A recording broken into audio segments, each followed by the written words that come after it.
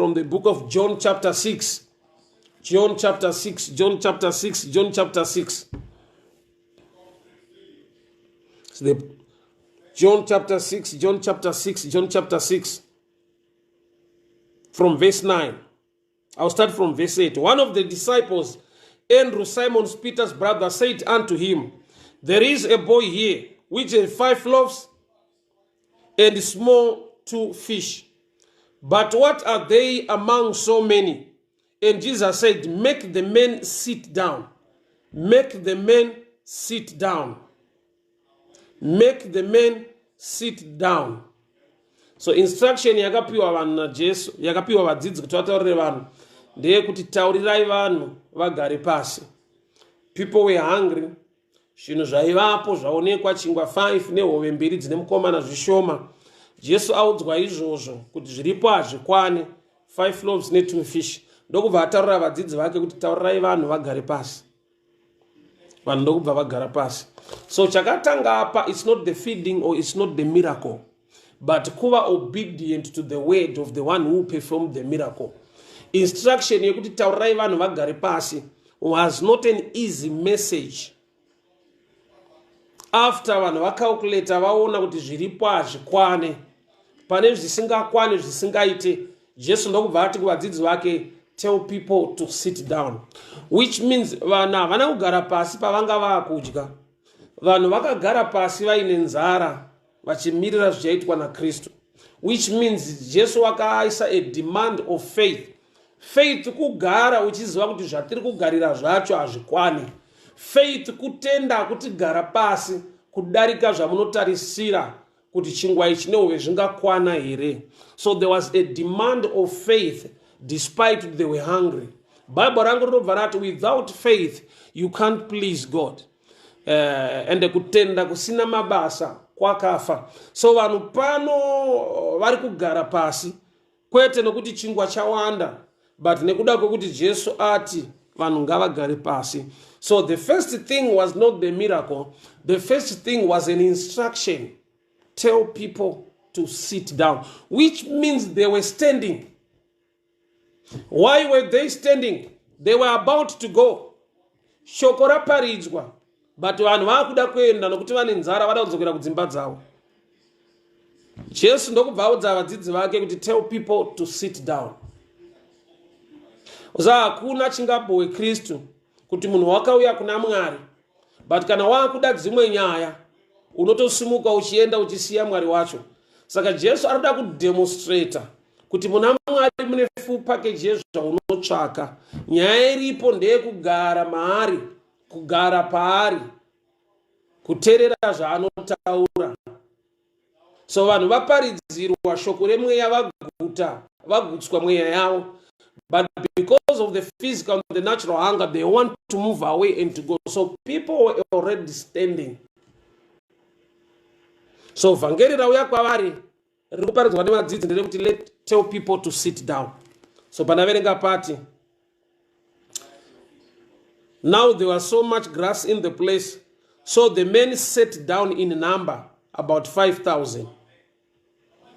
Then I skip. Ndouya pazasi pacho mbishana.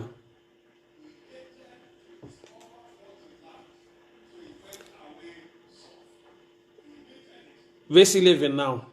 And Jesus took the loaves, he distributed to the disciples, and the disciples to them that were set down.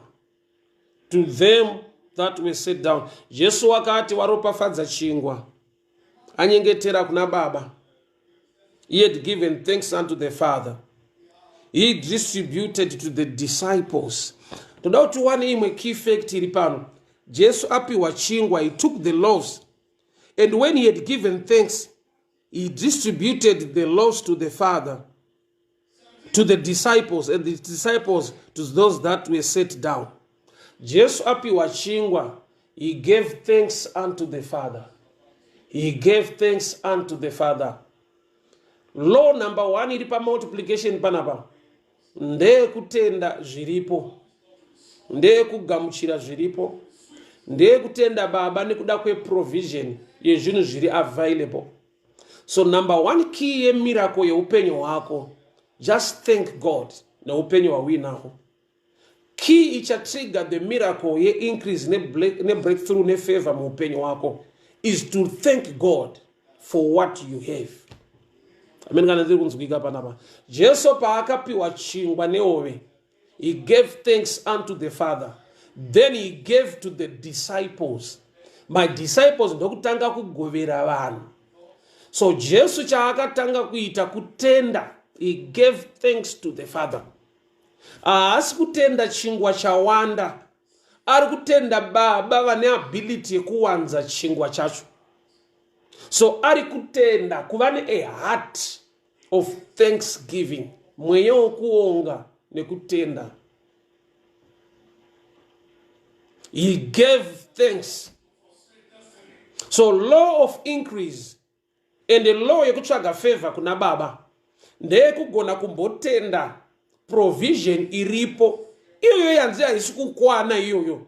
Jesu paakapiwa chingwa akabata zvisingakwane ndo zvaanzi neshoko, he gave thanks unto the Father. Baba kudzwai nekuda kwevana vamakandipa. Baba kudzwai nekuda kwebasa ramakandipa. Baba kudzwai nekuda kwechipo cheupenyu hwamunondipa nekundiraramisa nekundichengeta. Ndinokutendai mutsvene nekuda kwezviri muruoko rwangu, zviri muupenyu hwangu, zviri mukurarama kwangu. Baba, I thank you. Lord, I thank you. Lord, I thank you. Ndakutendai Baba mangwanani ano nekuda kwemhuri yangu. Ndakutendai Baba mangwanani ano nekuda kwewanano yangu. Ndakutendai Baba mangwanani ano nekuda kweutano hwangu. Ndakutendai Baba mangwanani ano nekuda kwechipo cheupenyu. Ndakutendai mutsvene nokuti makanaka. Law number one yakatrigger increase ne multiplication kuva a heart of thanksgiving of what is available. Jesu wapiwa chingwa wakatenda. I'll repeat again. John 6 verse 11. Jesus took the loaves, and when he had given thanks, he distributed to the disciples. Jesu wapiwa zvisingakwani ndokubva atenda Baba. He gave thanks. He gave thanks. Ndoda ndinamate newe, tinamate tese, uite munamato uri kwauri ikoko. Uchitenda Mwari nesituation iripo. Haisi kukufadza. Chingwa hachikwane, hova hadzikwane. But law number one is to appreciate God for what is available. Law number one, your multiplication and increase, is to thank God for what you have, for what is available. Jesu atenda ndokubva apa vadzidzi vake, and the disciples gave, and the disciples distributed to those that were sitting down. Vadzidzi ndokubva vapa vanhu vakagara. So panamboerenga pekutanga zanzi tell people to sit down. Jesu atenda kuna Baba apa vadzidzi vake, vadzidzi ndokubva vapa vanhu vakagara. So vanhu vaiva nenzara ndokubva vaparidzirwa rekugara vaine nzara. Havana kugara nokuti vanga vaguta vadya, vari kugara vaine nzara nokuti ndo instruction yataura Kristu. Sometimes my instructions shoko raMwari rinouya richiti challenge, rinokudza kuita zvinhu zvinoita sekunge ndo zvausiri kuda kunzwa. Nokuti already these guys were standing, they were ready to go, they were hungry, they were about to go. Ndokubva vaparidzirwa vhangeri rekunzi garai. Tell people to sit down. Naturally nekuona kwavo chingwa hachikwani, hova hadzikwani, asi vhangeri riripo, tell people to sit down. vari kugarirei? Ndo zvataura Jesu. Maonero avo zviripo zvinokwana zvinoita here? Hazvigoneke. So chingwa chakapiwa number 1 vane nzara, number 2 vanga vakagara pasi vakateerera kuti Ishe vati tigare pasi. But nyaya ndinayo mangwanana anasi, Jesu paakapiwa chingwa chisingakwani nehove dzisingakwani, he gave thanks. Kutenda Mwari nezviripo, kutenda Mwari nezviripo. Zvanzi pane kamukomana pano kane zvingwa 5 5 loaves uye nehove 2. Zvingakwanei pavanhu vakawanda kudai? Jesu ndokubva ati kuvadzidzi vake, tell people to sit down. Iye apuwa chingwa, Jesus took the loaves, and when he had given thanks, apa handisi kunzwa prayer yekuti I command bread to multiply, I decree and I declare fish to multiply. Ndiri kunzwa a simple statement of thanksgiving, which is a spiritual law, trigger increase, trigger the power of God. Kutenda Mwari nezviripo, kuonga Mwari nekoshipa Mwari. Nyangwe situation ichita sekunge zviripo hazvikwani, hazvibude musha, hazvina kuwanda, but nokuti zvambounzwa zviri available zviripo. Father, I thank you for my children. I thank you for my family. Thank you for my marriage. I thank you for my career. I thank you, Lord, for my health. I thank you, Lord. Ndakutendai Mwari mangwanani ano. Ndakutendai Baba. Situation iyi ari munhu hake apiwa chisingakwani, waita imwe mhando yemumwe munamato, but ndiri kunzwa panapa pane secret yemukingdom, a heart of thanksgiving, mweya wekuonga, mweya wekutenda. Nokuti unoziva here kuti what you have today, mwe munhu haana zvinhu izvozvo, mwe munhu unoshuvira kuva nezvinhu izvozvo, but pane nguva yekuti vanhu tinosvika pakujaira. Do you know, ukajaira chinhu chinoita lesser value,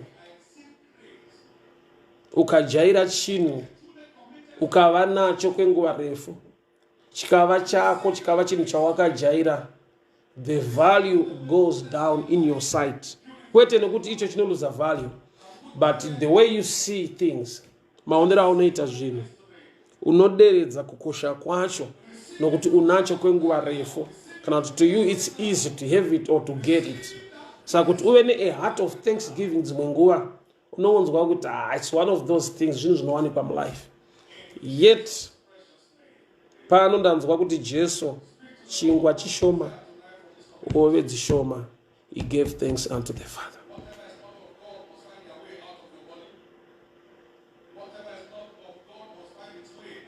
Zvoreva kuti kana chingwa ichi 5 loaves dzisingakwane pa 5,000 people,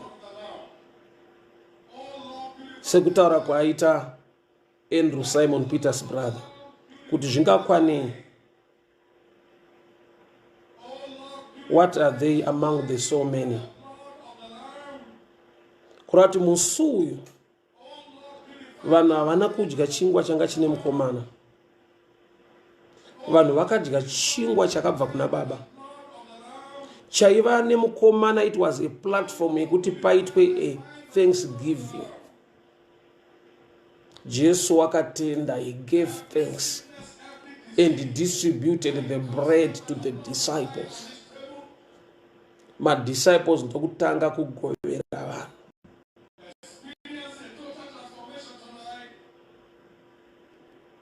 So to me,